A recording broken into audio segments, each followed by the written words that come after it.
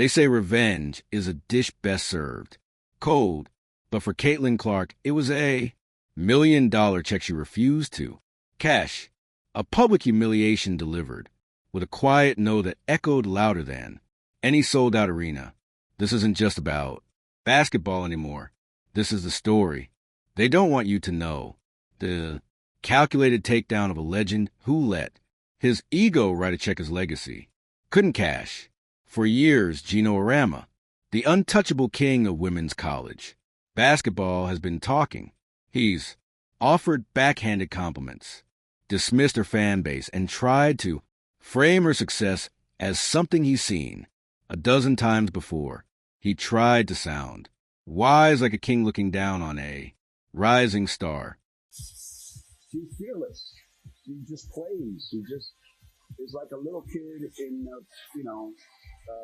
in a driveway playing with her friends. So, yeah, she's unique in that way. But in terms of what she's doing, people have short memories, he says. But Caitlin Clark never forgot. And now Geno is learning the hard way that when you try to diminish a supernova, you just get burned. We're going to connect the dots and show you how every single insult, every dismissal, and every condescending comment led to this moment. The moment Caitlin Clark didn't just reject a league. She rejected his entire legacy, costing him millions and humiliating him on a global stage. This is the story of the perfect payback. Stick with me because the truth is always more dramatic than the game itself. The disrespect didn't start this year. You have to go back to the recruiting trail, back to when Caitlin Clark was just a high school phenom with a dream, and that dream, like it was for so many, was to play for UConn. She admitted herself, saying, "I loved UConn. I think they're the coolest place on earth." So what happened?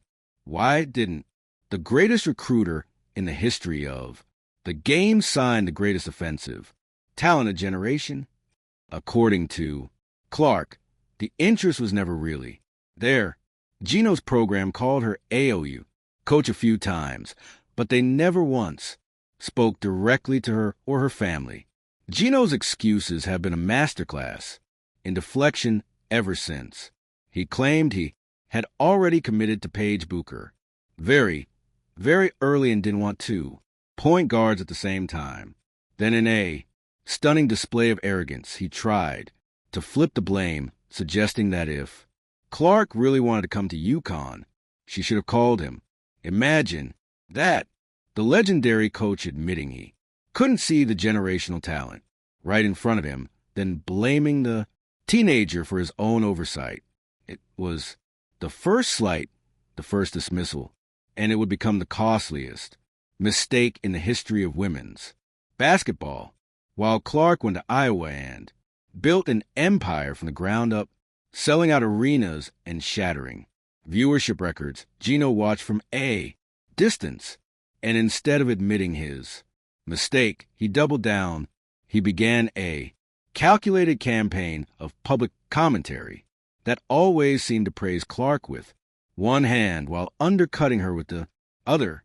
It was a pattern, a manipulative strategy designed to keep him in control of the narrative, but people started noticing. Experts saw right through it. Geno talked about Caitlin Clark again and sort of gave some backhanded compliments. Like, he talked about how she connects to the audience, which was good. He talked about how she's tough, like Paige Beckers. He threw Paige in there out of his way to, first he's like saying she connects to people, and he could have left it at that, I guess. But he almost goes on to put the, reverse some of that discourse, try to put it in other. He couldn't just praise her. He had to throw Paige Bucher's name in there. A constant reminder that he was still the kingmaker, that he still had a star of his own. It was a desperate attempt to stay relevant in a conversation that was rapidly leaving him behind. Every time he mentioned Paige, it wasn't about celebrating his own player. It was about deflecting from the reality that Clark was transcending the very game he claimed to have built.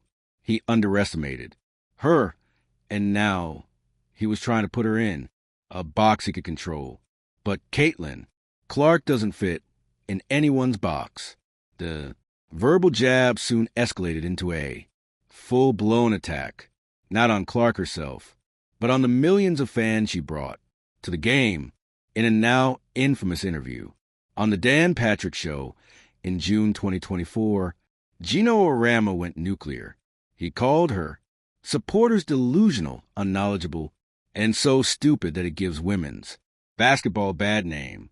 His main point of outrage that these delusional fans had the audacity to predict Clark would finish in the top 4 of the WNBA MVP race in her rookie season. He dismissed the idea as pure fantasy, the ramblings of people who didn't understand the professional game. It was an unprecedented attack. A legendary coach wasn't just criticizing a player. He was insulting the intelligence of an entire movement, the very people who were injecting life, money, and attention into the sport. But this is where the revenge story truly begins, because Caitlin Clark didn't have to say a word. In response, she just went out and played. And what happened? She won Rookie of the Year. She made first team, all WNBA. And in the final MVP voting, she finished 4th, exactly where her stupid and delusional fans predicted she would. It was a systematic demolition of his credibility. Every single one of his criticisms, every arrogant dismissal was proven wrong by her performance on the court. His attack on the fans now reads as one of the most embarrassing takes in sports history. He tried to position himself as the wise elder, the gatekeeper of basketball knowledge. Instead, he exposed himself as a bitter, out-of-touch man clinging to a past that was quickly fading in the rear view mirror. You see, Clark's success wasn't just a victory for her. It was a vindication for every fan Geno had insulted. He had drawn a line in the sand, and Clark's dominance erased it completely. As Clark's star ascended, Geno's obsession seemed to grow. He just couldn't stop talking about her. A clear sign that, as many have said, she was living rent-free inside his head. His desperation reached its peak in a shocking interview where he tried to take credit for the very movement he failed to recognize. He didn't just want to control the narrative, he wanted to own it. Of the conversation. The women's game. So if I think sometimes people get confused over the last 18 months, maybe over the 2 years, that they think it was a rocket, that you all jumped on Caitlin Clark's back and went straight up. But you've been there at the beginning. And then they have something good to work with, and it just keeps growing and growing and growing. So it still comes back to those of us that are in charge of the game. You all jumped on Caitlin Clark's flat back and went straight up. The disrespect is breathtaking, he frames. The media, the fans, and the entire world as opportunists, riding the coattails of a phenomenon that people like him, the ones in charge of the game, created. It's a stunning refusal to acknowledge that Clark is the rocket, that she is a force of nature that he and the rest of the old guard simply didn't see coming. This comment reveals everything. It's not just about basketball. It's about power. He sees this new wave of popularity led by a player he rejected as a threat to his authority. And that's the context you need for the final act of this drama. Geno Auriemma became deeply involved in a new business venture, the unrivaled 3-on-3 Basketball League, a project that was supposed to cement his legacy as not just a coach, but a visionary businessman. It had big names and big promises, but it was missing one thing, a face. It had no star power, no magnet to draw in the millions of new fans that had suddenly discovered women's basketball. They needed Caitlin Clark. So they made their move. Reports confirmed that the unrivaled league, co-founded by Breanna Stewart and Fisa Collier, made a massive offer to Caitlin Clark, a contract worth over $1 million for just an 8-week season. This was Geno's checkmate. After all the insults and dismissals, he was now coming to her, checkbook in hand, begging her to be the face of his project. He needed her to legitimize his league. He needed her to make him millions. He needed her to save him from his own miscalculation. It was the ultimate reversal. The man, who wouldn't even give her a phone call, was now offering her $1 million lifeline, and all of sports media held its breath. What would she do? This is where the payback becomes perfect. Caitlin Clark said no. Auriemma could be the reason why Caitlin Clark is definitely not joining the unrivaled 3-on-3 basketball league. That's the confirmation. She flat out rejected him. She turned down over $1 million. And in doing so, she didn't just make a business decision. She made a statement. The message was clear. She doesn't need his league. She doesn't need his approval. And she certainly doesn't need to boost the reputation of a man who spent years trying to minimize her talent. That single word, no, was the culmination of years of disrespect. It was a revenge delivered not with angry words, but with a quiet, powerful rejection that left his project dead in the water. Without her, the league had no star, no hype, no chance.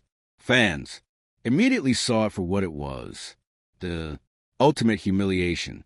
Social media exploded, clowning Geno forever, thinking she would bail him out after he had so publicly doubted her. This wasn't just about money. It was about principle. It was the final devastating move in a chess match he didn't even know he was playing. He thought he was in control, that he held the power of comparison, that his words mattered more than her game. But he was wrong. Caitlin Clark's revenge was proving that her success was the only thing that mattered. She didn't have to stoop to his level.